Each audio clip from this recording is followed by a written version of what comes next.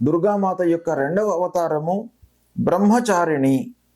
బ్రహ్మచారిణి అనగా బ్రహ్మ అనగా వేదము, వేదముల యందు సంచరించేటువంటి అమ్మవారు.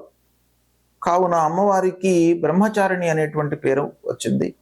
ఈ రెండవ రోజున మనము భక్తి శ్రద్ధలతో అమ్మవారి ముందు నిలబడి ధ్యాన శ్లోకాన్ని పఠించినట్టయితే అమ్మవారు మనను అనుగ్రహిస్తారు.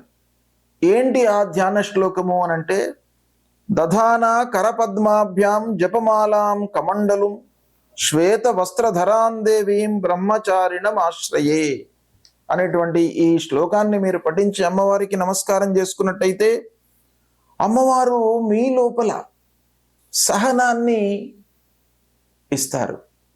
అంటే ప్రతి విషయం లోపల కూడాను లోతైనటువంటి విచక్షణ జ్ఞానాన్ని కల్పిస్తూ సహనం మీకు కల్పిస్తుంది.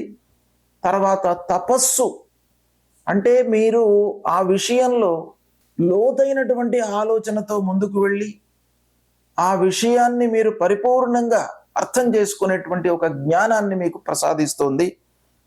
ఆత్మవిశ్వాసాన్ని, ఇంద్రియ నిగ్రహాన్ని ఇస్తుంది అనేటువంటిది మనకు శాస్త్రం చెప్తుంది. కాబట్టి ఈ రెండవ అవతారము బ్రహ్మచారిణి రూపంలో ఉన్నటువంటి అమ్మవారిని కొలవండి.